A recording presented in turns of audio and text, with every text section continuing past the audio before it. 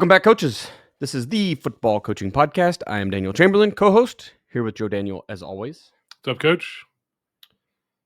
I'm still in pain, man. We recorded 2 days ago, so last week you heard me complaining, and I don't remember if I did or not live on there, but I've had a herniated disc for 72 hours, and I am furious with my body.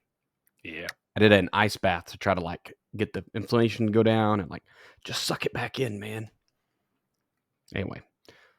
Let's talk about this episode, Joe. Tonight, we're going to talk about not having enough players on our team or enough players to compete or enough players to win or whatever you think your issue is with numbers. We're going to talk about three things you need. You need to have a system to get players to come play. Then you need to be working on that constantly. We'll get into all the nitty-gritty details. You need to get players in your hallways. We all say recruit the hallways, but sometimes kids say no, right? It's a new generation. We got to have a way to get them to say yes. So what can we do to get players to say yes to come play football? And then we're going to work on getting the minions to work and being salesmen for the team and kind of doing some self-recruiting. So we'll get into all the details of how we do a referral program. That's tonight's episode. It's going to be a good one because there's a lot of small schools right now.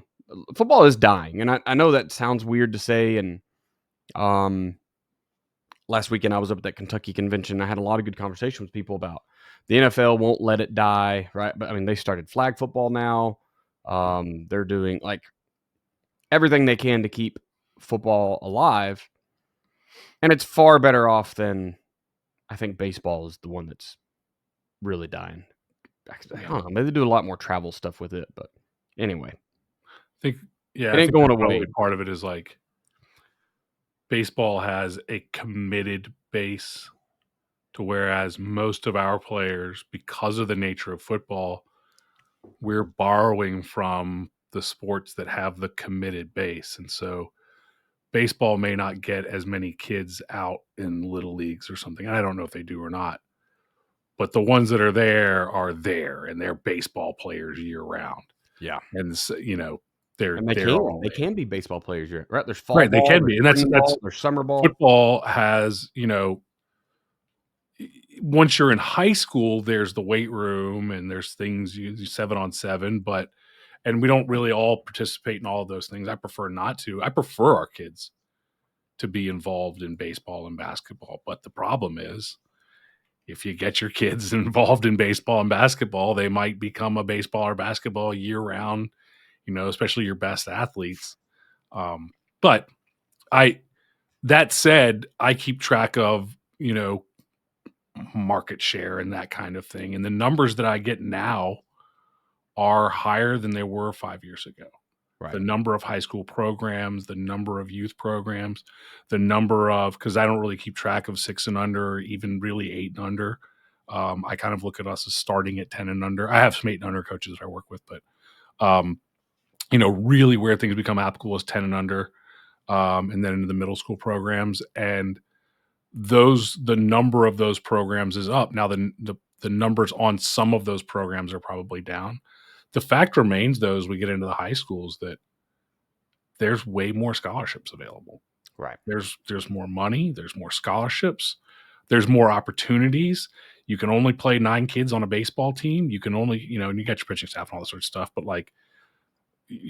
9 kids are on the field in a game, and you rotate kids out. But basketball is 5 kids.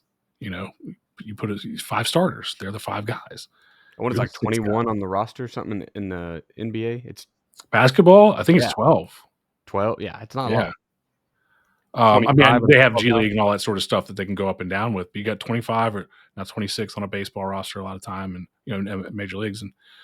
But besides that, take for the fact that there's 12 scholarships, let's say, in a Division I basketball program. Now there's a lot more Division I basketball programs because it's cheaper, right.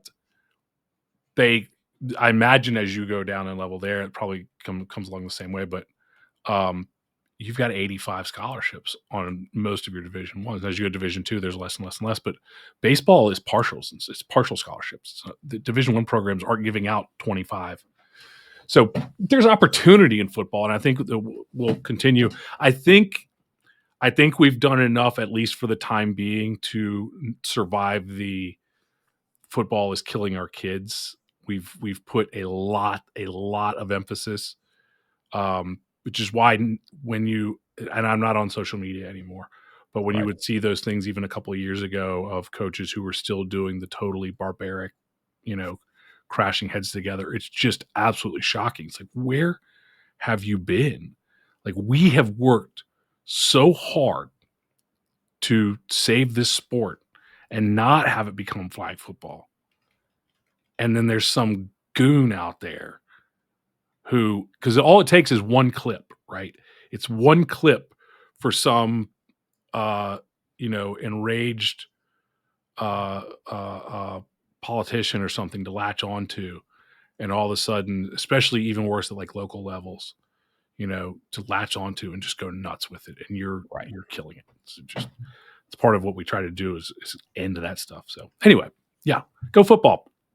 Go football. I was doing a little research while you're talking just about, because I remember there was a picture a couple of years ago, and I wish I could tell who it was. I was trying to look it up and find it, but anyway, they got paid royally, like a huge contract, and it was like, you're just throwing a ball over a plate successfully, and I'm not saying it's not hard. I'm not saying that at all, but you go out and you play one game out of every 7 or so in the regular season, and then 1 out of every 4 in the postseason.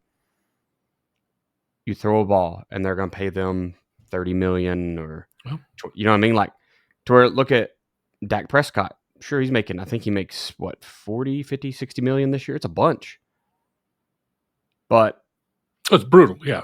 And he's getting destroyed, absolutely destroyed. Yeah. And the starting pitcher, if he loses a game, it ain't no big deal, honestly. Like, at the end of the year, you don't want to average a losing, like, your ERA needs to be low and you need a winning record, but baseball is like the ultimate game of like failing and you look good, right? What is it like if you bat 300, you're in the Hall of Fame? If you fail 70% of the time, you're in. If you go out and throw 30% of your passes, oh yeah. So like, if you make 30% of your tackles, higher standard. And man, if the Cowboys lose, like, Dak is taking the flack a lot. So, I mean, I get it. Like, pushing your kids to baseball may not be the worst thing on earth. I just think and we all know this, like, especially too early, specializing your kids is just ridiculous. For sure. Because when your kid is 11, he doesn't anymore have a guarantee of a baseball career than he has of being a mortgage broker or being, like, are you gonna specialize him in like being an electrician when he's 11? It's like, you know what? I just see it in him. I think he's going to be an electrician. It's like, there's no difference than specializing in a sport, other than the fact that at least if you specialize him as an electrician, he's got a pretty good chance of being an electrician if that's what he decides he wants to do. He has an almost zero chance of making the major leagues. Tiger Woods, I think, ruined a lot of parents in that scenario, because what did his parents say? Yeah. Well, at 2 years old, he picked up a club, and he was good at golf at 2 years old. Right. And you're like, so now they get into this, and I mean, there's they've done the studies. Your kid is not more likely to be successful if you start him at 2 versus 10 or 15 even. Athletes are athletes, and they're going to go. And our coaches want to see our Division I coaches, the people that are recruiting our kids. And that's why I don't understand, because I don't think it's a thing in baseball, and maybe baseball coaches could correct me. It's nothing against baseball, it's nothing against basketball, but our coaches want to see kids who compete in other sports. Now, ultimately, they want to see film, but like, our coaches, our Division I coaches, our NFL coaches highly value somebody who wrestled, who played basketball, who played baseball, who played, anything, lacrosse. Yeah. Like, our coaches seem to highly value that. Anyway, we'll get into that. Yeah, it was good. I hated to cut the conversation because I'll forget all the stuff I was talking about. Anyway, let's jump into our level ups. Absolutely. It's me. Okay. It's you. Go ahead. Yes, sir. The last few days, I had it on my quarterly, I have a list of things every quarter that I expect to get done or want to get done. And some of them are just things that, there's usually like 30 or 40 of them. And some of them are big projects. And some of them are just things that I need to do and I haven't done. And I got reminded, like, this is something I need to do. I had not listened to the book Start With Why, which is by Simon Sinek, Sinek. I had not listened to that book. Well, I'd read it. I'd never listened to it, actually. I had read it, I think, on Kindle or something a long time ago. I didn't have but then I had read some of the other Leaders Eat Last and some of the follow-up stuff with it. And when you listen to it, when you look at the EOS system, which is an entrepreneurial management system, entrepreneurial operations system or something like that, which has like the visionary at the top, and then the integrator, which is the person who makes things happen. All of that, I think, stems, as far as I can tell, from Start With Why. So Start With Why is about, the vision of what you want to do, the why behind what you do. Focuses a lot on companies like Apple, and Steve Jobs and Think Different, and that, the Apple's obviously one of the biggest examples. There's a lot of other companies who has great stories. Southwest. So, really interesting stories about Southwest Airlines. And I'm blanking on his name right now, but the founder of Southwest Airlines, it was at the time in the 60s, I guess, maybe even late 50s, but early 60s, airline travel was for the rich, right? Only the wealthy. Everybody else drove a car or got on a bus. And he wanted regular people to be able to move, to go wherever they wanted to all around the country. Because, honestly, if you have a job and you can't get on a plane, you couldn't go from Oklahoma to Boston. Right. You're going to have to take a month off or just get there and turn around. It's not possible. So, that was the idea behind Southwest Airlines. And so when you think about it, and the slogan, you're now free to move about the country, that all of a sudden makes all the sense in the world. You're like, okay, that was the goal. That was the purpose. Which makes me wonder, now they're taking away some of the things like the selective seating, they're signing seats and stuff. It makes you wonder if they are moving away from that, which would be what a lot of companies have done. That leads to kind of their falling out. And Southwest had problems, but overall, I think they've been okay. But everybody had trouble. Free baggage too, right? Yeah, right. Stuff like that. Yeah. Going away too. Yeah, they're kind of getting, and maybe they're going broke. I don't know. And maybe circumstances change, but also, there's you look at Disney's a great example. Walt Disney was a visionary. Walt Disney's brother was a numbers guy, a get things done guy. Walt came up with all the ideas for Disney World, and Walt did all the imagination and all the stuff, and Walt goes away, and Disney struggled. And I think Pixar kind of, which was another Steve Jobs deal. And Pixar was one of the things that kind of pulled them back from, they had a decade or so where a lot of the stuff they put out wasn't like the things we expect from Disney. And, Disney started branching into non-kids, of course, now they did. So the interesting thing is that, just another side note, is he talked about Toyota. When Toyota wanted to build a luxury brand, they created Lexus. Or when Toyota wanted to make a luxury car, they knew that the why of Toyota and what everybody expected from Toyota was an affordable, efficient vehicle. Right. So they made Lexus to make a luxury vehicle. Volkswagen decided they wanted to make a luxury vehicle, and they made a great car, and they called it a Volkswagen. And it was a great car, and it died because nobody wants a performance Volkswagen, right? So it's that's kind of the deal. It's I'm interested in this for football coaches, and I think football coaches should listen to it and think about it, because I think that a lot of us, and I'll include myself multiple times over, are not sure why we're still doing it. And I've stepped away again, because I just feel like I want to have this time to be with my kid. My kid's 2 years old. He's cool. He's growing up. He'll be 3 during the football season. Like, he's going to start doing, he started doing soccer shots, little soccer ball stuff and whatever. And he's going to start taking, I think he might be taking tennis lessons soon. He's learned to swim. And it's like, I want to be around for all this stuff. And I don't want to be like, I can't go. I got to watch film, or I got to go to practice or whatever. And so whatever why I had for football didn't survive. But I think that there's a lot of us who keep coaching, and the only thing that we know is I'm a football coach. Yeah. And I have I'm still a football coach, and I have the advantage of this is what I do.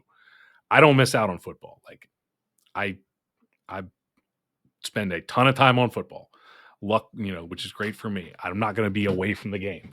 So for the 8 hours before he gets to go to his thing, I'm doing football in some form or fashion. But I think finding that reason to show up every day and vocalizing it or putting it into words, not vocalizing it, but putting it into words will be helpful to a lot of coaches who are just coaching because I love football and I like kids, and like that's a lot of our reason. Like, I love football and I like football. And why do you coach? Well, I'm a football coach. It's like that. Wow. That only goes so far. So I think it would be something good to look into as to why you coach. And and I'll add something like, you are in a place where a lot of us older have been, where everything was just like fascinating and like we're learning so much new stuff, and I can't wait to go try it out. And then as you get further along and you're like, this is kind of my thing. Like, I'm not really interested in trying. I mean, I'd love to run a wing tee or do whatever. That'd be fun. But like, at the end of the day, I probably wouldn't do it because I'm not going to just experiment with something else when I've got my thing. So like, that part of the game isn't there. The constant excitement of new stuff and new thing and everything is a little bit. There's always new things that I'm trying and adding in. To be 100% honest, you and Kenny and Cameron Palmer ruined that for me, because I got introduced to like what I consider the best football to do out of y'all's stuff. So people tell me new things all the time. We watch football porn, right? It's all this. Yeah. I'm like, nah, that's not as cool as what we do. So I may have actually just skipped that whole portion. So it's still there though.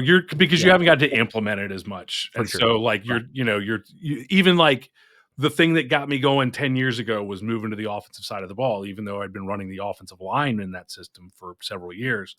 To move to the offensive side of the ball, and I was like, this is a new thing. And like, I could come back and go back to the defensive side of the ball, and like, that would be a whole new deal. Like, not new deal, but like, I haven't been a defensive coordinator in 9 years. Right. And it's like, I have learned a ton, and I have been a defensive coach. I don't coach in 2 platoon schemes. So I've been coaching on I've used all these drills, and I get to implement these drills. And I'm on a staff where if I'm like, go to the defensive coordinator and I'm like, hey, you should try this, like 9 times out of 10, they will. So I've seen the things. And of course I work with coaches who are doing it all the time. So I've gotten to do all of that, and so I know that like, that would be exciting for a year. Yeah. 3 weeks. I don't know. And then I'd be like, all right, still good. Like, you might be ready for the analyst role. It's been a lot of fun. It's going to be hard going back. Yeah, I definitely will be coaching again, but like I said, I'm not out of football by any means. For sure. My level up. So I'm being 100% honest with you guys. Here's my Jaron Duran moment. Not as bad as him, but oh boy, I had a mental breakdown the other day. And I came home and I was pissed off at everything in the whole house. We've got 2 kids, me and my wife, and we kind of moved in together, and we never got rid of the other person's stuff, right? We never said, hey, we're going to use my bedroom furniture and your kitchen stuff and my living room. No, we just kept it all. And so we have a decent house, and then we've continued to stack things for 5 years, right? We've been in this house for 5 years, married for, I think this is our 9th anniversary coming up. I don't know. She lets me say 5 to 10 years till we get over 10, and then it'll be 10 to 15. So I'm never wrong. But I finally just hit a point the other day. I had to step over something to get to something, and I was just like, I can't do it. So I had a little blow up, a little pity party, if you will. And so we discussed a big reduction in stuff. And when we really came to talk through everything, it's like we have 30 hobbies and we do none of them. We can't even, like, we have scuba gear. I love diving. It's one of my most favorite things to do. We can't do it because our summertime is so busy with other stuff, right? I'm huge into guns. I love shooting. Obviously, I'm a military guy, but I also love hunting. I bought a bow 3 or 4 years ago, and it's like I never have time to just go out and shoot the bow to get good enough at it to go bow hunting. So I've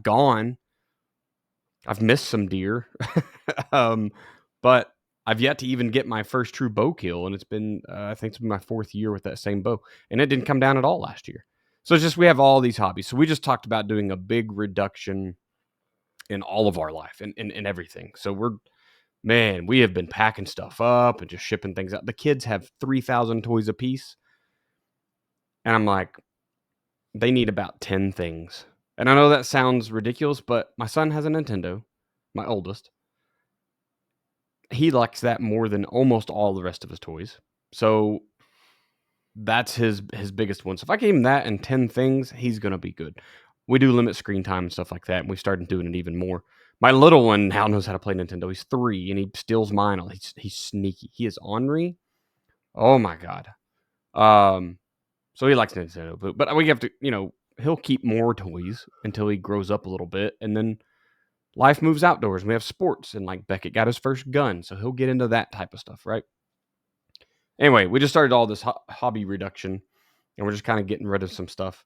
We've lived by the lake for 5 years, and I have never been in one of them. Never been anywhere around it, really. I mean, like, we drive over it, but I've never gone in fishing. I've never gone swimming. Nothing. We just don't go to that lake. The other one is 2 miles south of us, and I've fished it a few times. But so we're just going to get back to like things we can do near us that we can go do pretty easily and reduce. So that's really neat, is do the reduction. But then I got into cooking. You guys may remember I went to a military chef school, a cook school, not so long ago to reclass for a promotion. And I started watching Gordon Ramsay videos. And there is nothing more fun on earth than watching Gordon Ramsay cook like all these amazing dishes. And it's all the same crap. I'm like, I can make that. So now it's on. Like, that is my primary, because I'm kind of like you, Joe. I work at home right now, so I don't get up every morning to go do stuff. So I'm gonna get up and start cooking, I think, and just making food, man. I started smoking meats like 5 or 6, 7 years ago. I've gotten really, really good at that. Briskets, chickens, pork butts, whatever it is you want to make, I can make it on a smoker. So now I'm just gonna transition all that into the kitchen. So it's gonna be fun. I'm excited. And the hobbies be a hobby. Yeah, it's a hobby that you have to do because your people have to eat. So at least it's one I have to do every day. Anyway, so there we go. There's my level up.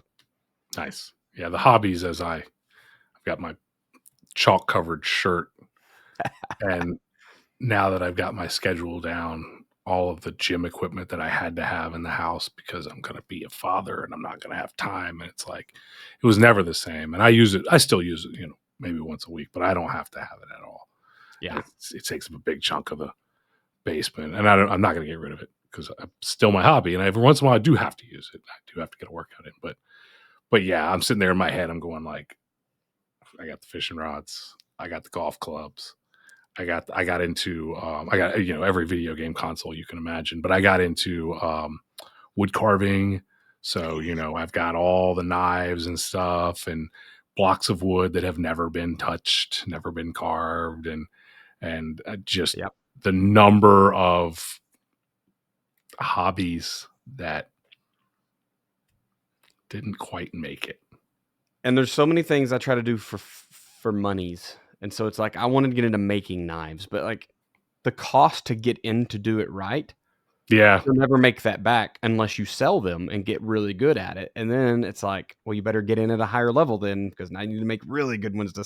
Yeah. So it's like, I know better. I can't get in because I would be a perfectionist. There's just enough allure there for you to convince yourself it's a good idea. And then like, I call it romanticizing, right? I've romanticized all these things. Yeah. Whoa, We have a camper trailer outside. We didn't use it all this year. I'm like, oh, that's a big one. Yeah. Okay. I don't know. Yeah. What are we doing? What are we doing here? Like, we swore we would use it 5 times a year or whatever. We're gonna use it this summer, but I want to get just the last one we'll go, because you talked about the lakes. So the only place that you can really, like, the ponds around here are unusable, like, unless you have like somebody with a farm pond or something like that. Like, it's just Richmond doesn't have lakes for fishing, but we have a river. We have the James River, but you got to get offshore, right? You need a boat, you need something, you need a kayak. So I'm like, I'm just gonna get a kayak off of Craig's or off of a Facebook Marketplace, whatever, and like just go use that. But I know, and like, because I don't go fishing because the ponds are just not even worth doing it. Like, if you catch anything, it's going to be a 1 pound bass. It's like you feel bad about it, unless you want to go catch like tiny, they'll be fun for my son. They're fun for my son to go, put a worm on it. But I've got to get out in the James River. It's the only way I'm going to be able to fish, like, without taking a trip. Yeah. And I haven't pulled the trigger yet, because that's a big piece of equipment. It is. It absolutely is. A small house. Obviously, it won't be in the living room, or I don't know. Maybe. I still can't imagine living in town like that. It bewilders me that people live in cities. And see, I love Boston, and I get it. Wanting to move there and just take the T and go into town and see the Red Sox and catch dinner.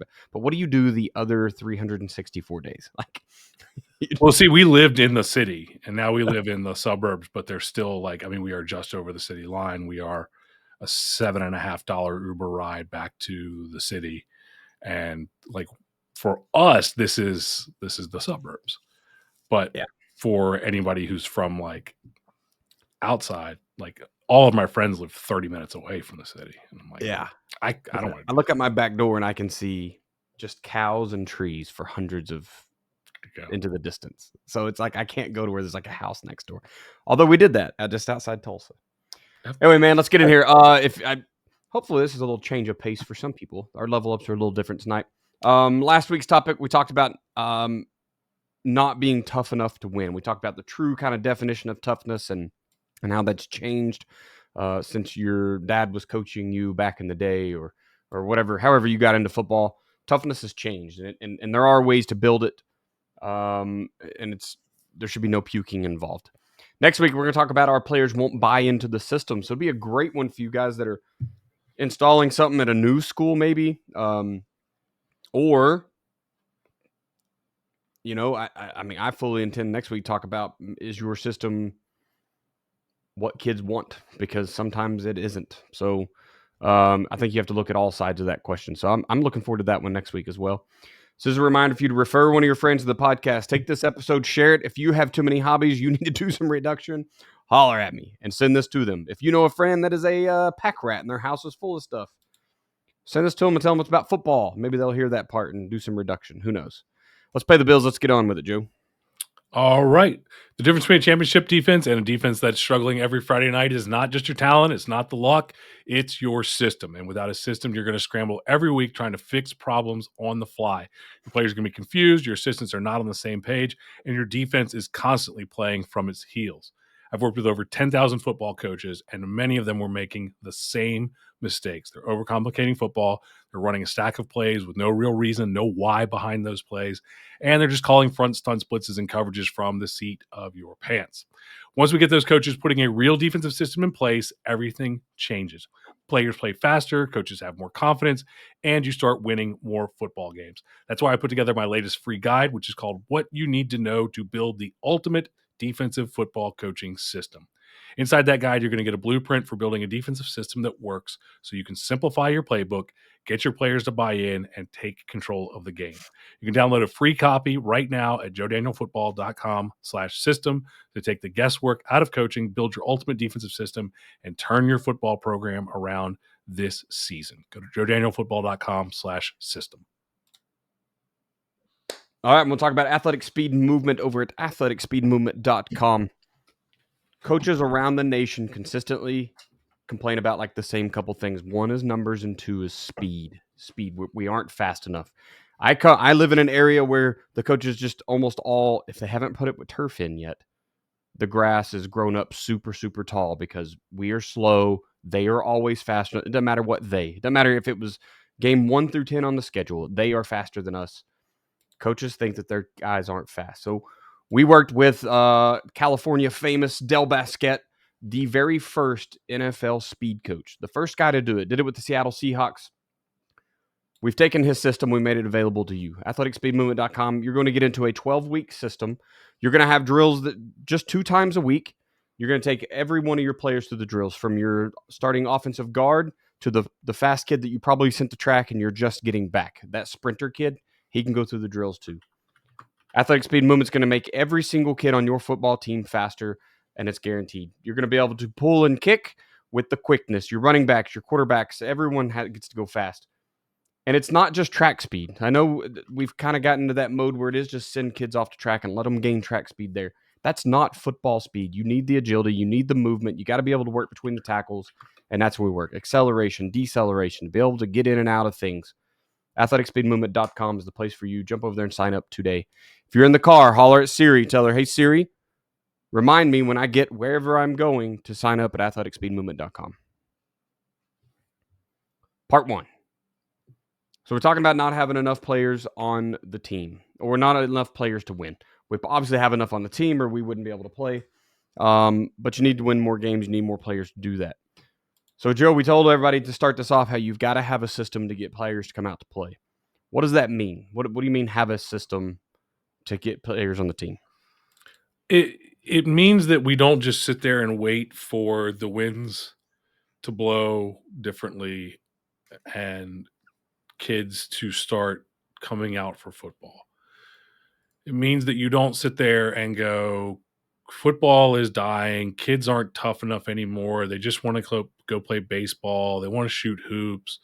They're playing lacrosse. They're playing soccer. They have so many options. They're playing video games.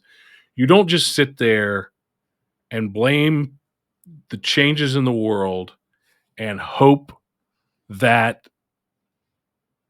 that somewhere down the line, either it affects everybody else more than it's affecting you, or things change the other way. It's like, my dad was in the mortgage industry for his entire life, 40 plus years.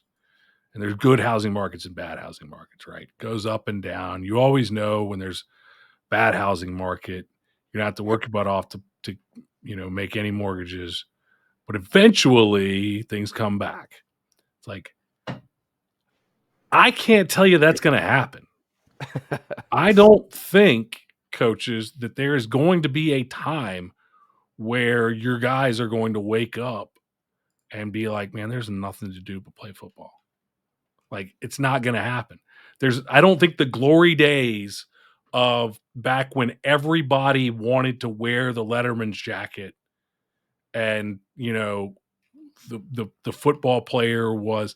Now, I think in the situations I've been in, the football player is still, at the end of the day, and I know I'm biased. At the end of the day, the football player, the really good football player on the really good football team, is far and away more highly valued, and I don't mind saying this, in quote unquote high school society, okay, among the people of the high school that he would like to value him more. Guess those people, they're a little shorter, a little higher pitched voices. Those people will more highly value the football player than the state championship wrestler. And that's not because wrestlers are weird, but they are. And I coach wrestling. That's still, football is still the game in most places in the United States at the end of the day. But there's not going to be a time where there's only 3 sports coming back, where there's only football, baseball, basketball, and track. It's not, unless you're in a real small school. If you're a real small school, there's no track. But if because you just don't have one. Right. But there's not going to be that time coming back. So you've got to have a plan to get kids to want to play football, because, and again, I don't work much with the gigantic schools. I don't work much with, the high school that I went to. And I say that knowing that one of my clients coaches at the high school that I went to. But the fact is, we're working a lot with coaches that are in small rural or small school districts or places where they don't have 2,000 kids in the school. If you're at a school with 2,000 kids in the school and your problem is low numbers, then you've got to get this fixed, because there's law of large numbers, right? It's just, but when there's only 500 kids in your school and only 250 males in your school, you've got to get 10% of those to play football in order to field a competitive program. You better have a plan for year after year after year, and not just expect.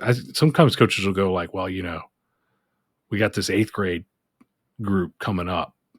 And it's like, but we only have 4 9th graders. It's like, well, go get some 9th graders. Don't wait on the 8th graders. Go get the 9th graders right now. I hate hearing that. Like, the next class is, we're just going to wait. The next class is the one. Don't let the next class be the one. Okay. The one you've got right now needs to be the one.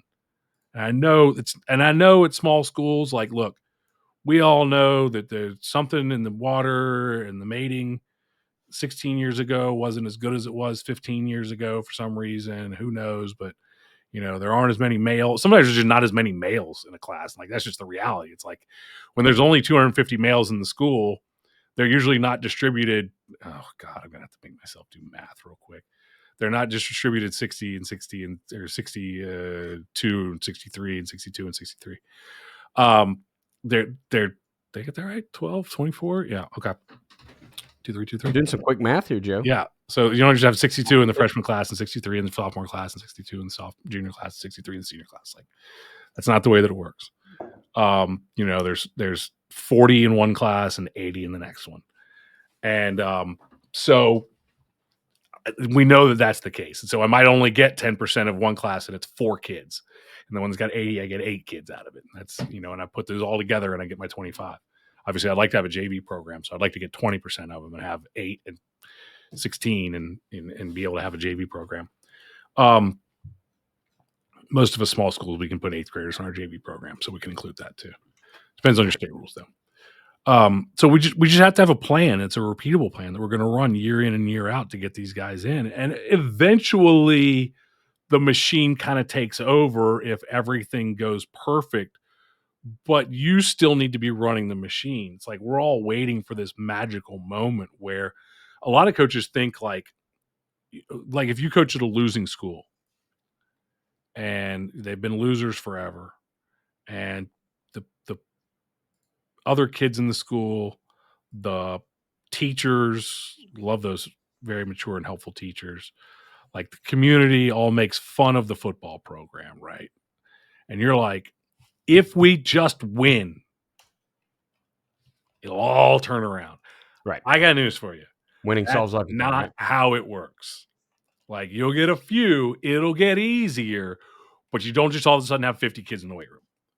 There aren't a bunch of guys, because what happened was back in the 7th grade or 8th grade or 9th grade, a bunch of the guys who are now sophomores, juniors, and seniors quit football and went and focused on baseball, basketball.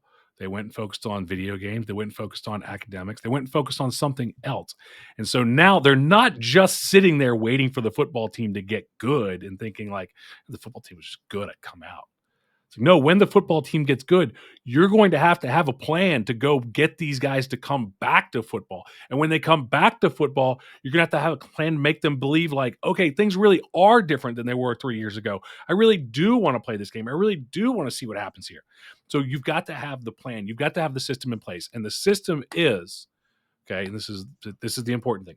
The system is, number one, how do you yourself and your coaching staff go out and approach those kids? Because the let's just talk to them in the hallways, it don't work. Let's just talk to the kids that are in our class. It doesn't work, right? It doesn't. It's not. Jackie Bradley Jr. was in my class as a sophomore. Okay, Jackie Bradley Jr. never played football. He played baseball. He was a World Series MVP. Yeah, College World Series MVP. Had a long. Is he still? I don't know if he's still. I'm seeing Jackie. Yeah, he's with maybe the White Sox. He was with the Royals at one point. Anyway, Jackie's been in the league has had a long career in Major League Baseball. And as his teacher, I never wanted to bother Jackie. Okay, and again, this was when he was a sophomore. He wasn't. He was just Jackie. He was a great, fantastic kid. Great kid. D1 written all over him. Like it didn't have the look. Like he wasn't a big kid or anything. He retired, by the way. Huh? He retired. He did retire. I thought he did. 5'10". He's my height. See, I could have been a MLB. Yeah, you never saw Jackie play center field, even in high school. Like you never saw a guy. And by the way, Jackie could sling a football 60. I mean, he could throw. Like we wanted Jackie to play quarterback, but like the system wasn't bad at the time, by the way. But the system, Jackie probably wasn't going to be the one to get because did get his brother for a little while, but Jackie probably was going to be tough to get because it was already like a known like Jackie's that good.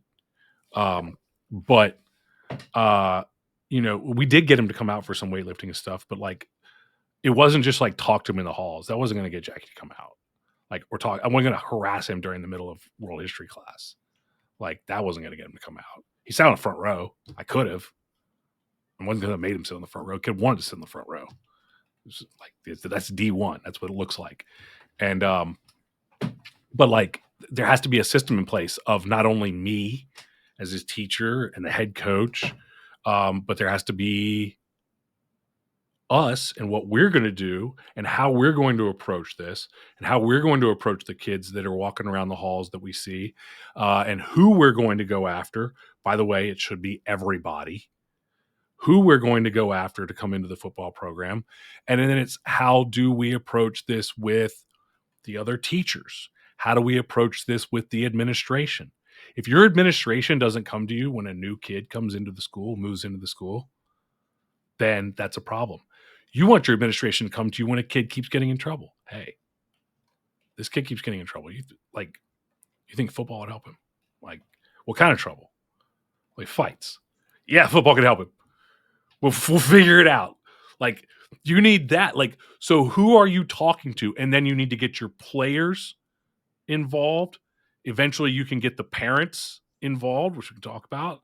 Okay. You need to get everybody involved, and you need to have a plan and a system in place for what you're doing to make that happen. How are you approaching these kids? When are you approaching these kids? What are you saying to them?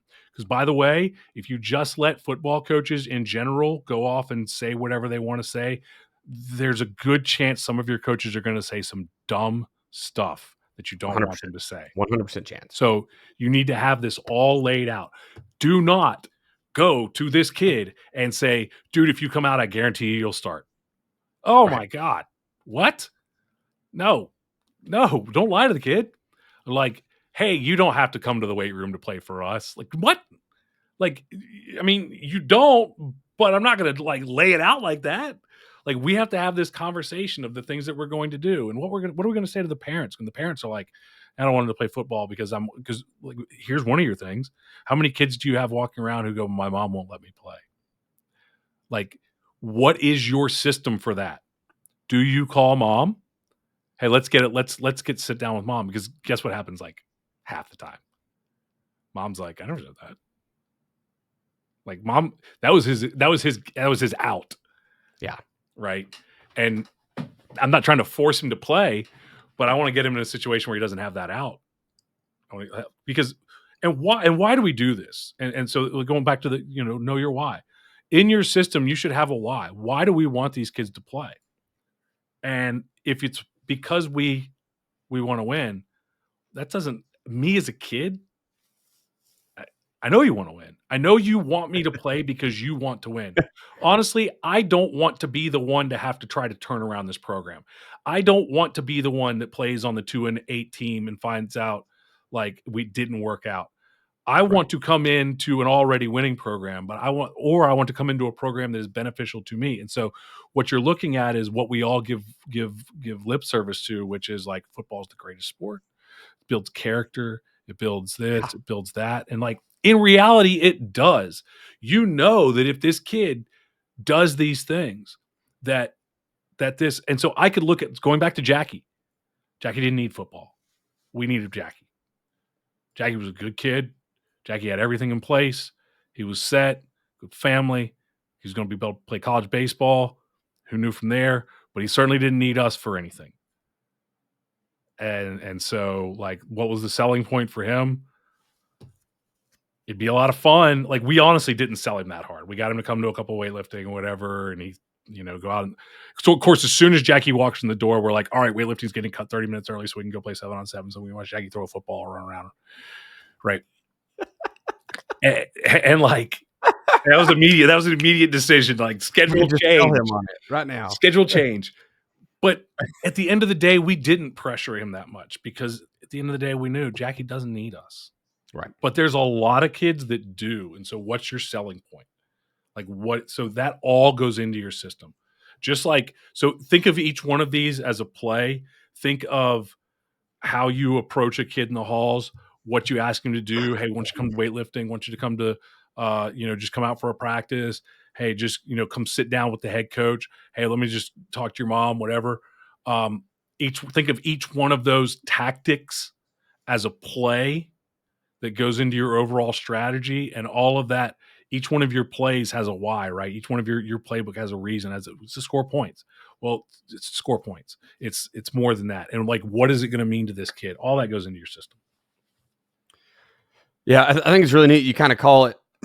We already said it was a system earlier. In my mind, I didn't think like the same as my offensive system or my defensive system, but honestly, it should be. Yep. I know that like administratively, you talked about if your administrators aren't calling you when a new kid comes around, that's an issue. You really have to make sure, and this might be one of those, how do we determine this is a good job, bad job kind of thing, right? What is the teacher's overall view of the team? Are they kind of talking crap about the team in class all day because it's the joke of the day? Or do they really want to see it prosper? Goes back to like, is this a football or basketball school? Which I hate has to be a thing. It's so stupid that we can't just really invest in all sports equally, right? Cool, they get a gymnasium before we get a turf on the field. I don't care. But are we pushing kids to do everything equally, right? If a teacher has to stop you and say, hey, you won 3 games out of 4 to start, where are you coaching next year? What? Oh, they run winners out of here. They truly don't want you to be successful. Your system is already broken, right? At the upper levels. So I think it's really neat to look at it like that. And there's another, you just mentioned the administrators. There's so many things to think about in this. When I coached at Fort Lee, or Fort Greg Adams now, I think it's going back. I think some of them are going back. If the person there was a person who was in charge of dealing with soldiers coming in who had families and who had kids and helping them, you know all of this stuff, but are they going to live on base or where are they going to go?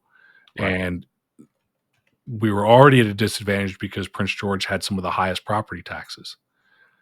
And so if you were not going to live on base, which a lot of, more established with older children are not going to live on base, we were already at a disadvantage. But we had people who were in that position actively telling them, you don't want to go to Prince George. You can go to Hopewell. It's right down here and it's cheap. You can go to Thomas Dale. It's not too expensive. You can go. One year we were not very good.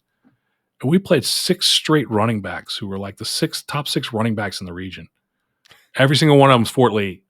Every single one of them should have been playing for us. We should have had a stack of running backs, but they had been basically, pointed to other places to go. And so like that's not administration, but it is in a way, because such a high percentage of our students were from that, coming from there. And it's like, and when that changed and we got somebody who was on board with us, it was like, oh, like they would be like, you're going to, I know that this team won more games. You're going to love this coach. He's going to work his butt off to get you recruited. And like, and over here, you might not get, like, I need somebody who's on my side. Over here, you're probably not going to start. Like they're loaded, but like here, like help me out. Like, yeah, and that that goes into the talk about having plays. We had to know that person. That's part of the system. Yeah, we always want a liaison, right? Because youth ball is pretty popular down here, but especially in my area, because Oklahoma has so many so many schools, so many school districts, like sometimes 5 or 6 in a county, right? I mean, they're everywhere. But we have a lot of K through 8 schools, and so they get to pick what high school they want to go to. Mm-hmm. So it's real big is to have a liaison that goes to these youth games and helps those coaches and like bring. Yeah. Now a lot of guys aren't doing that, and they're not reaping the rewards of. That's another huge one in your recruitment system that nobody thinks about is communication. Yeah, if you're going out to go share levels. Your playbook with the youth program, go help them. Don't run a practice for them. Let them they're doing a job, but be their guide. Guide them into being successful. Well, I mean, I'll give you another one. Like these are now we're getting into like the actual strategies, but our school district again is contained. You go to Colonial Heights Elementary School, you go to Colonial Heights Middle School, you go to Colonial Heights High School. Like they're coming through, but especially the middle school or the high school there might be more than one elementary school. I'm not even sure, but everything's 9 miles away. I mean, it's a tiny little area, right? But a lot of people are stuck in a tiny little area by a lot. We have 700 whatever in the high school, but there was no middle school football program. So what does everyone who wants to play football do? Well, they go play for the whatever youth program is available somewhere else. Right. And then they move. Because you can't have 3 years where there's no football available for them. They were just on the loose. It was the worst idea. Or there was no JV program. Like you guys that are like neglecting the JV program, and I hope nobody listening to this is doing this. You guys are neglecting the JV program. It's a massive. If I'm a 9th grader who's not good enough to start on varsity until I'm a junior or a senior, and by the way, that was me, and I played in college, but I wasn't good enough to start on varsity until I was a senior. And, I went to a school with 2,400 students, and I probably still sucked, but whatever. But like. I would have kept playing if I was just sitting on the varsity bench for 3 years. So those middle school freshmen, JV, freshmen, like when you're at the really big schools like you've been at, freshman B teams, those not only existing, but that's part of your varsity recruitment tool. It's 100%. Like what Bill talked about, what Bill Blankenship says. I don't care what you do.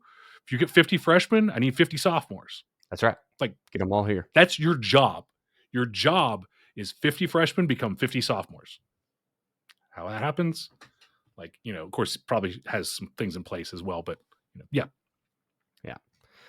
Sweet. Let's get in the second part here, Joe, and we're kind of talking about reaching out to these kids and how to get a liaison and all these different things that your playbook. You've got your playbook built, but we got have to have a kid say yes. At the end of the day, it's going to be his decision. I setting at J High School, and I'm here at J now. I mean, at the that's where I live. I was there for the year, and there is a monster walking the hallways. Couldn't get him to come out. Same thing when I went to Stillwell. Absolute monster walking the hallways, and it's like, in fact, when I first saw him, I thought it was the same kid. Like, oh man, you switch schools and you're still not going to play football. It was not the same kid. I don't know what. I mean, we talk to him and we try to just build a relationship. I mean, you're there 1 year, you don't have a chance to really do that and get a kid to come out and commit. Yeah, I'll come play ball, right? The one from Jay, I found him that was his freshman year. His senior year, he was playing football. He changed schools, used the transfer portal, and ended up playing for another coach. So there is a system. There is a way to get those kids to say yes. Yeah. You're not going to get them all, but obviously it was possible. For sure. Yeah. And I think it starts with, you've got to, we talk about meeting them where they are. What is it? What is the hurdle? Well, a coach a long time ago was mean to me. I've seen that. I've seen a kid that wouldn't play because a coach cussed him out when he was a 7th grader. Like, what are you doing? Like, why would you, number one, treat a kid poorly at that age? Maybe you just had a bad day and he just needs to be more resilient. I get it. That was kind of the era those kids were transitioning out of, right? But that's a reason. And kids will not play for a lot of reasons. I got hurt. I was getting used too much. I couldn't catch a break last year. Like, there's a lot of reasons kids don't play, and you just got to go figure out what they are. Your playbook isn't going to be, one case fixes everything. But, yeah, I'm pretty interested to see kind of some of your tools and what you do to get kids to say yes, because I've gotten some to come out. I've gotten some to commit. And then, honestly, wanted them to go away a few weeks later. Like, you know what? This was a swing and a miss by me. I'm so glad you, and I don't tell him that, obviously, right? We thank him every single day he's there and treat him like he's the best kid on the team. That's kind of my mentality. Treat them all as great as, like they're all the starting quarterback. But, not all of them. Sometimes the other coach was right. The guy that ran him off was right. Sure. So you're going to get those two. But so how are we getting these kids to say yes, Joe? So there's a million different things that we can go into, and I'm just going to give one thing that I think is most important, because this is literally, when we talk all of the things we talked about, obviously we can't lay out the system for everything. So I'm going to give you like what I think is probably one of the most important. And I was one of those kids, by the way. I played in the 7th grade, and even though I wasn't very good, I loved it. And when I came to the 8th grade, the 8th grade coach was not one of my favorite people. And I, for a number of reasons, did not want to play for him. And which was too bad, because I was, at the time, I was a chubby little kid, so I was playing guard, and I was like a backup guard. And I loved the offensive line coach. He was great. And I loved the 7th grade coach. In fact, like, had conversations with him, years later. He was a phenomenal coach, and the 8th grade coach was so opposite. You could tell I'll just say it was about him, and his kid, and the 7th grade coach didn't have a kid, on the team, and wasn't about him, and cared as much about the crappy roly-poly 130-pound 5'6" guard as the multiple kids on that team who played Division I football or could have played Division I football. But there were multiple who played Division I football, and he made me feel as special as them. And 30 years later, when I talked to him, he made me feel as special as them. And so the next guy that I played for was terrible. And I played spring. It was spring ball in Georgia, and I played spring. And so I'm going to focus on, I don't even know what I was going to focus on. I wasn't playing anything else. I wasn't doing anything else. I just didn't want to play football. So my dad didn't want to play football. He was all right with that.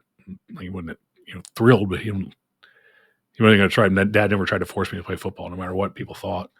And I don't remember why I came back as a freshman, other than just like missed it, I guess. I don't know. The thing that I missed, I hated, and like, this is what you look for. I hated, because on Fridays we wore the jerseys, just like the middle school. So our middle school fed into Walton and Pope, fed into two rival high schools. And so on Friday at the middle school players wore their jerseys. And so even if you weren't playing each other, everybody had their Walton or their Pope jersey on. We all went to Dodgen, but everybody had their Walton and their Pope jerseys on. And I wasn't that good of friends with anybody that played football anymore. Like, but I hated it. I hated me not having that jersey on. And like, that was my thing at that time, was like, for sure. And it probably, right? Quite honestly, it stayed that way for the next 4 years. It was like, I just can't imagine. Like, again, my why for playing football was probably like, I just wanted to be a part of it. I wanted to wear the jersey. And that's, you got to find out what it is. But how do we get players to say yes? And I'll give you the best advice that I can give you, and the best thing that I have found. I used to always, the football coaches, we would always get the commons in the morning. So in the morning, the kids would the buses would drop them off, and until a certain time, everybody was in the commons area, the lunchroom, basically. And until a certain time, there was like a bell that, the teachers were just in their classrooms alone getting ready before, Right. and the kids weren't allowed to go down there until that time. And so all the kids are in there until it's time to go to class, basically go to first block. And we would always have that. And so we would always walk around and talk to the kids, and we would see the kids that we wanted to play football. And we would talk to them like, hey, you're going to come out to football. You're going to, and we would always ask them, and they would always say yes. Oh yeah, coach, I'm going to come out. You can be there today. I think so. Okay, cool. And then 9 times out of 10, they didn't show up. And what we learned was there are then 7 or 8 more people asking them to do something after school. A couple of them over those shorter, higher pitched voices. Those are the hardest. Right? Those are the ones that those are the ones that are like, all right, yep, not going to football. It is, somebody let's go play some video games. It might be a coach from another sport. It might be somebody from another thing. They might have already had a plan. They might have already had a meeting for, whatever, drama club or something. Like, I know we're not all pounding down the doors for the drama club kids, but you need them. You need the bodies. So, and they're usually easier to get out of there because the introduce them to the cheerleaders. They'll consider it. But the thing is, they say yes because kids want to be wanted. Yeah. Kids are like, we say they don't care how much you know until they know how much you care, but they don't care how much you care until you know how much you know. We say that, but you can't really build that relationship with them, but you can make them know that they're wanted. And that's step one and getting them in the door. Most of these kids feel like a lot of these kids feel unwanted in certain ways, or like they're it's just the teenage angst. Right? It's the thing where we're in middle school, we're in high school. We think everybody's looking at us and also paying no attention to us at the same time. Like, we're just like weird.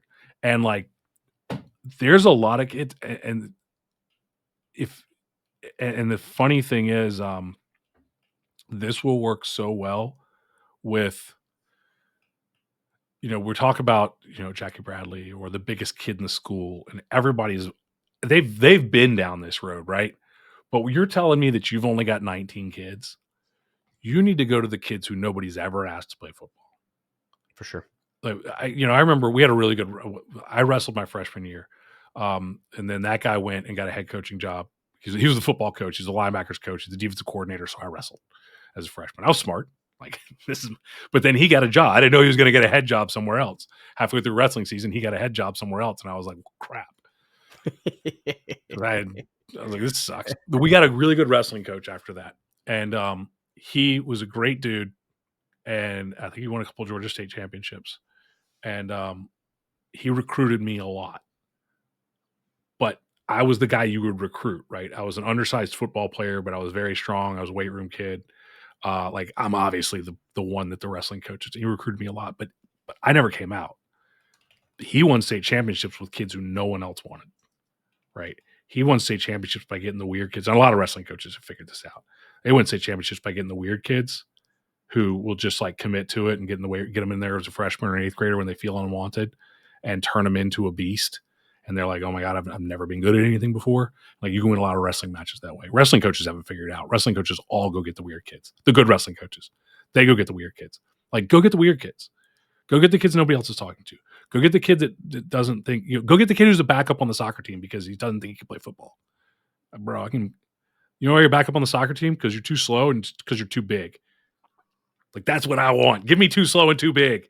Not an issue over here. Like, we can take that. Let's go. Right. So we go get those kids. And then what you do is you ask them at the end of the day.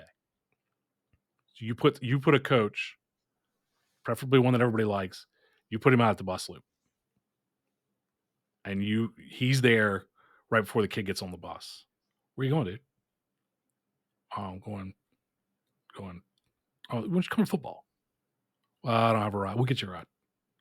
I got you a ride. Take you home. I don't have tennis shoes. I got tennis shoes. I got shorts. I got shirts. I'll even let you keep one of those shirts. Put a bribe in on it, man. Print some shirts up. Get the kids out. I'll let you keep the shirt. Okay? But get these kids out. Don't give them a bunch of shirts, right? I'll let you keep the shirt if you show up the whole week. I don't know. Otherwise, I'm going to charge you. So, like, be the last one to ask them is the best advice that I've ever gotten. Be the last, not the first. Don't ask them at 7 a.m. Ask them at 3 p.m. Like, ask them. Be the last one to ask them. But for God's sake, ask them. Make these kids feel wanted. A lot of them, their why. This isn't all of them. Again, it doesn't work with everybody, but I'm talking about filling out a roster.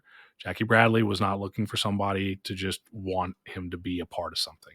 He already was, so that didn't work. He already had all those things. He already had that stuff in place. Now, didn't mean he didn't listen, by the way. I mean, he listened to the talks, and like I said, he came to the weight room. Like, it still wasn't a done deal. I mean, it wasn't a done deal. In fact, I don't know this for sure. Jackie's brother was got in a little bit of trouble as a middle schooler. And I'm pretty sure the why for Jackie would have been, and we did get him out briefly. I mean, we got him to come to the weight room, was to get his brother, because his brother wasn't a baseball player like him. Right. Was to get his brother into something that might help him. So you understand, everybody has that why, but be the last one to ask them. So that's what I would give you on that one. There we go.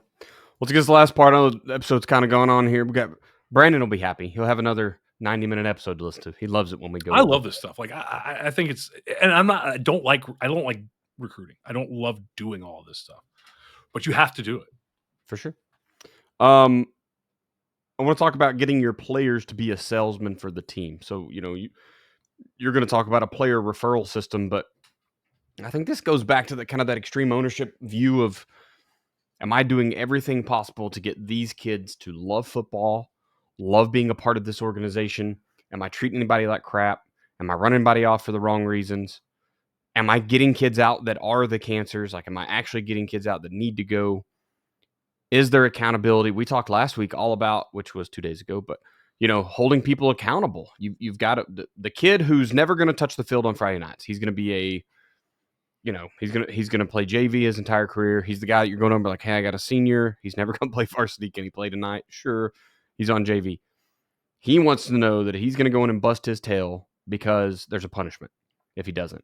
But he also needs to know that, like, the starting guy is going to get a punishment if he doesn't bust his tail, right? Like, are you holding everyone accountable?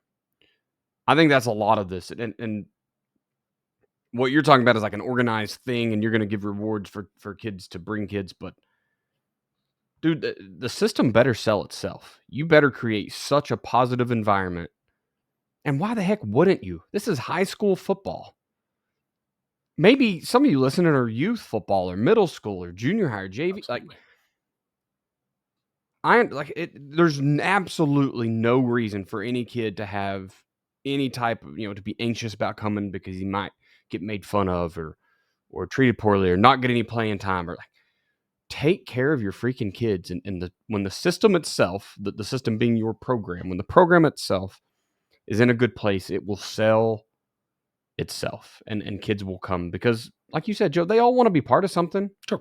Absolutely. Dude, I came home from 3 wars and I wanted to play flag football to be a part of something. I was 27, 28, and I still just wanted to go be a part of a team that was throwing the freaking pigskin around. Yep.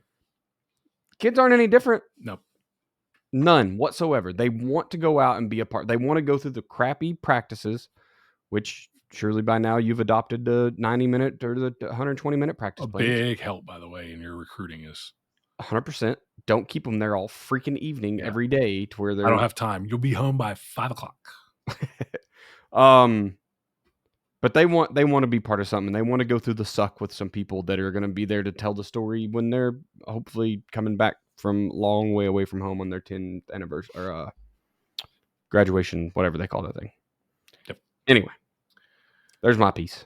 Tell me about this referral system. And so what I've worked with coaches who did, and for a time I was kind of like, okay, I kind of understood it, but as a business, it's like, why do we get so many coaches signing up from Massachusetts?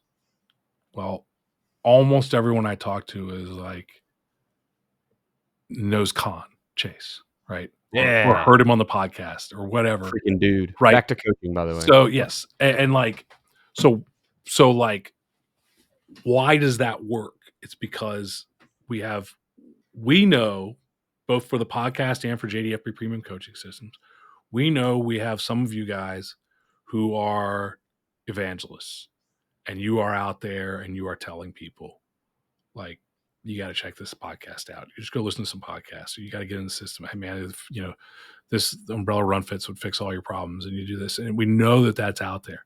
You're telling your youth coaches, and your youth coaches are telling your high school coaches, and you guys are out there doing it, and you're posting it on Twitter and all that sort of stuff, or X or whatever. Like, we know that's out there, right? You have kids who will do that if you give them the incentive and you give them the structure, because they don't really know how to do this. Right. They don't have. A few of them do. A few of them are naturals. I mean, there's always been one or two kids who, like, they're bringing a new dude to practice every other week. Every week they're like, oh man, I got this guy out. And like, they'll go talk to, like, you love those guys. If you've never had one, they're fantastic. They'll be a rising senior, and they're bringing like freshmen. And it's like, how do you know him? And he's like, how do you know Tommy? And he's like, he grabbed me in the hall and started just like preaching to me about the football program, and like, no seniors ever talked to me before, especially one that's like a starter on the football team. And like, here I am. And like, get your kids to understand, number one, who we want, all of them, and like, what to say, hey, this is what I want you to do. I want you to bring them out. So what we would do is we would just let them at the end of practice or at the beginning of practice. And I say practice, off-season workouts. And if you coach youth, then you want to do this, with them as well. Like, if you have youth numbers issues, Right. at the beginning of practice or at the end of practice or at any point in time, I can walk up to any kid, but it's always nice to do one or two of them do it. It's always fun to do one who did this and one who might have, right? The one did it is going to set the example. And the one who might have is like either going to get embarrassed or because he didn't, or he's going to surprise everyone and he's going to be another example, right? And they're going to go because again, like, Tommy talks to everybody. Like, he will go recruit that stone over there to come out to practice because nobody else is around to talk to. And so that kid's bringing kids. Other kids are going like, yeah, but I'm not like him. Like, I'm pretty shy. But then you get the kid who's really committed, who's really shy. And like, finally one day he's like, I talked to this kid and this kid and this kid. And you're like, see, yeah, everybody can do it. Everybody. And you get your kids to see. And then you say, well, what did you say to him? And kids just stumble through stuff. And it's like, just tell me exactly what you said. Tell me exactly what you said. And he's going to be like, well, I was like, you should come out to play football. And the kid was like, really? And I'm like, yeah, come to practice with me on Monday. It's like, usually that's the conversation, especially if they don't know somebody. But like, or if it's their friend. God, I remember when I was coaching at Ellsworth. Do you remember the quarterback for Michigan? This is like 15 years ago. Tom Brady. Nope. That was longer than 15 years ago. Robinson, Denard Robinson. Yes. Okay. His best friend played at Ellsworth. Was a redshirt. I believe he was a redshirt defensive end for us. Just like if Greek god of an athlete. And he was a redshirt freshman for us. But I remember that our head coach would have him. His nickname was Shoelace. He would call Shoelace. call shoelace. In the middle of a meeting, he would have him call shoelace. Just in case Michigan didn't work out and he needed to bounce back, he was going to be there with arms wide open, right? Of course. That's getting the machine going. Is like, I will call him now. Like, get your kids recruiting. And so what we would do is we would say, tell me 3 guys you talked to today. And they knew at any point in time, during workouts, after workouts, before workouts, coach might walk up to you and say, who's 3 guys you talked to today? Every day. You could have the days where we don't work out off because there's nothing to invite them to that day. But you should talk to them that day. But on the days we have workouts, who are 3 guys you talked to today about coming to workouts or about playing football? And or about playing football, because if he's got baseball practice, that's okay. Still talk to him about what he's going to do in June, right? But who's 3 guys you talked to? Give me the names. What'd you say to them? Same guys every day? Okay. Are you wearing them down? Like, if you're wearing them down, keep doing it every day. But, and like, you get those names and then you go talk to those kids. Hey, I heard Tommy's been talking about playing football, because then they get it. Now they get like, so you take note of it. You go, okay, you're talking to such and such. Okay, I'm going to go talk to him too, because now he hears a player and a coach. So it's not just his buddy, it's the coach too wants him. And he's like, there's some legs to this. Like, they really do want me to play football. And again, hard to do with the kid who's the best athlete in the school. But there's another kid who's not that. And I'm not saying they're all the weird kids, but it's he could be a backup on the basketball team. I was like, hey, dude, I bet you could play football. I mean, I bet you could play football. There's a lot more chances anyway, right? Yeah, shoot, we at least get you to try to block a kick, right? Get you to do something. So, like, I'm not gonna promise anything, but yeah, get your players involved. And so, what I would say to do is do that. Who are 3 players? Give them ideas about what to say. We work out this time. You can just come in and watch. You can tell them they can just come in and watch and see if it's for them, because that gives you a chance as a coach to talk to them in that set on your turf, in your environment, and not just in passing in the hall or in the classroom where they're supposed to be learning, but like in your environment. You get to talk to them and pick their brain a little bit, find out their why. Find out, like, did they play football before? Why don't they play anymore? This, and then what I would also recommend is having a reward system for your players, a very simple reward system. Like, if you bring a guy in, you might have a day, like, you don't have to always, if you have this available, you can always have, if you got a freezer, you can always have a box of popsicles in there. But like, maybe you say, hey, like, this is recruiting day. Like, everybody who brings a guy to practice with you or to workouts on this day is going to get you, and the guy you bring are going to get a popsicle. And like, we're just going to give you a popsicle, like, real simple. It's real. The kids just go nuts for popsicles for whatever reason. And then you plan that recruiting day to be not the grinded out, like, right. Not the box squat day, right? It's the bench press day. It's the day we go out on the field and play Carolina football, or it's the day that we go out and just, we're doing 7-on-7 that day. Like, we got to plan for that to be a day.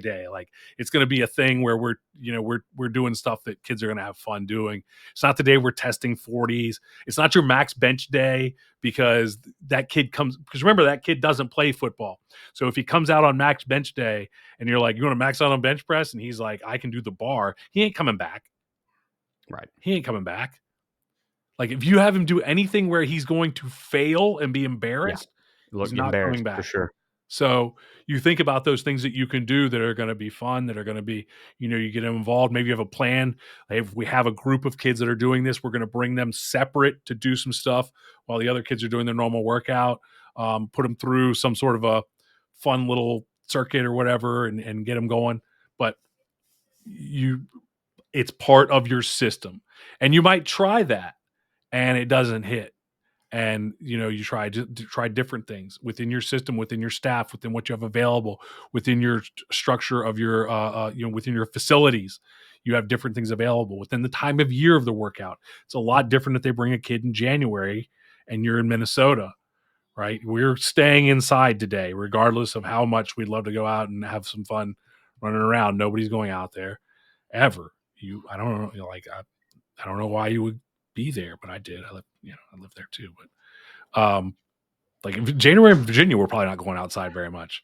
But if it's May, we're gonna have some fun stuff planned. Like we're gonna do something.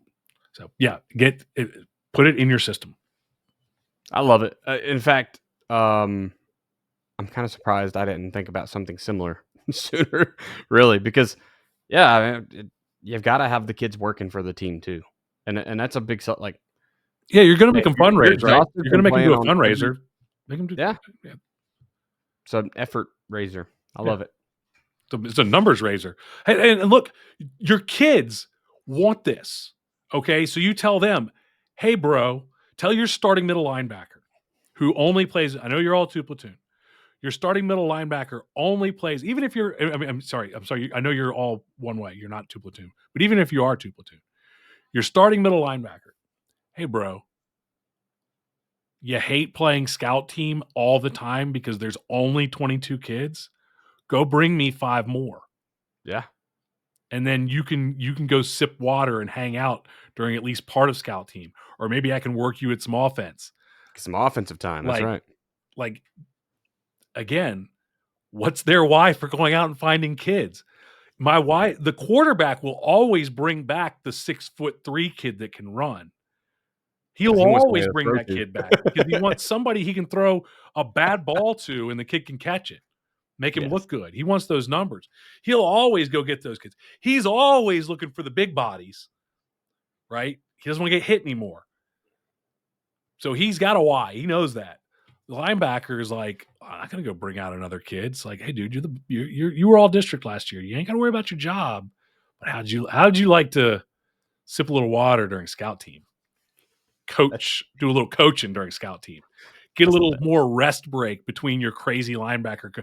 Tell your defensive lineman, how'd you like a little more rest between the reps for your crazy defensive line coach that's constantly screaming and yelling and making you run around hoops and stuff? Put a couple more kids in that line. I love it. All right, man. I think we checked all the boxes tonight on getting. Oh, and make them go get a kicker. By the way, make them go get a kicker. Everyone find us a kicker. You get a helmet sticker if you bring a good kicker. Yeah, you bring a kicker in. Every field goal he makes, we'll give you a helmet sticker. Okay, if you get to claim him. Reminder to refer a listener, guys. So tonight, this episode was a pretty good one. To think, a lot of guys need to build the roster, and even if you've got enough kids, you can always use more. You know what I mean? Like, we're not limited on roster size. I assure you, not at the high school, not that I know of. When's the last time you heard of a tryout? I mean, like a list where you didn't make the list. Is that even a thing anymore? When I first got to the program that I'm in right now, they had 55 helmets. They made the weird decision. Somebody donated 55 helmets. And then they didn't buy any more. And so all the other helmets aged out. They only had 55. And so they would cut to keep 55 helmets. When we got there, we were like, first of all, this is going to be a major problem in a few years. Because every single one of these helmets is aging out soon. Is going to age out in 2000. Every single one of those helmets was going to age out in like 2018 or 2028. And it was like, so we're getting 2000. And if somebody doesn't donate 55, like, what are we gonna do? That's wild, so gotta be we immediately we filled up those 55 and then some, and immediately bought 10, 12 more, whatever we needed. It's the only time I've ever heard of something like that. I was just flabbergasted. I was like, no. Well, just goes to show that everybody could use more numbers. Tonight we talked about, you need a system, a well-built, a well-thought-out plan of attack to get kids on your football team. And that needs to be administrator level, liaisons, teachers. Everyone's got to be pulling the same rope to get kids out on your team. If anybody's rowing against you, you need to have a conversation with them and ask why. Maybe they had a bad experience with the last coach. You know what I mean? Just like the kid you can't get on the team. Second part, we're talking about how you can get players to say yes to playing ball. Look, we've all walked the hallways and seen the guy. You ask him, I don't think so, coach. Got to go figure out their why and get them on the team. And then using the players you do have as salesmen for you. One, you need to have a well-oiled machine. You need to have a program kids actually want to go talk good about. And if it isn't, that's in-house. Clean your house first, then worry about adding to it. And then we talked about Joe's referral system to get the kids addicted to popsicles. Hopefully. Yes, they love popsicles. Last week we talked about not being tough enough to win. Next week we're going to work on our players that won't buy into the system and look at ways to clean that up. Everyone go check out the JoeDanielFootball.com store page. You can finally, after, I don't know how many, I've been here for 4 years, I think. So there's never been a store page. They have one now. We have one now. Go pick it up. Go get whatever system you want. You should be signed up for the emails anyway. The store page does exist for you now. Social media-wise, I am at Coach Chambo OK on Twitter/X. You can email me at chamberlainfootballconsulting@gmail.com. And I have a Patreon, patreon.com/ChamberlainFootballConsulting. If you need help making graphics or setting up a roster. I actually heard that a baseball coach was going to pay something like a number of hundreds of dollars for a program that made a batting order or a whatever they call that crap that baseball coaches make out. Like a lineup? A lineup for him. He was going to pay multiple hundreds of dollars for a program to make a lineup.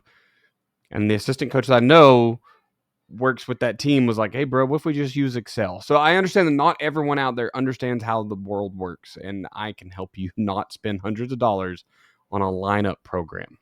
Yeah. I can do that for you. I'm talking, it can even put kids' stats. It can put their number, their age, their whatever you need in there. We can make it all automatically populate. So hit me up in that. Joe, where can people find you, sir? You can find me on X at Football Info, on everything else at Joe Daniel Football, on Instagram, on TikTok, Joe Daniel Football on Facebook, JoeDanielFootball.com/YouTube. You can watch the podcast. If you didn't know that, you can watch the podcast on YouTube. They come out a couple days later, so the podcasts usually drop on Thursday, and the YouTube videos come out on Tuesday the following week. But you can watch the podcast on YouTube. And I think that's it. TikTok, Facebook. I finally wore a collar for people that want to watch. This is like the first time I haven't had a collar on in weeks. I thought I was getting the impression. I almost went back up. I was going to go back up and change, but my son was out of allergy medicine, so I had to run to the store. This is the new Nike woven something polo. It is like a pullover. I am in love. I ordered 2, and I might order like 5 more. I want one for every day of the week. Nice. I might have to get this. It is fantastic. I'm in love with it. I'm a Nike guy. I'm not a salesman for them, but I guess you can tell them I sent you. I don't know. Anyway, if this is your first time listening to Football Coaching Podcast, be sure to subscribe so you don't miss any future episodes. You can find us on your favorite podcatcher, mainly Spotify and Apple Podcasts, where everybody's listening. If you've been listening for a while and you're on one of those 2 platforms, please leave us a review. We want 5 stars. If it isn't 5, holler at us. Let us know why. Let's see if we can make some changes.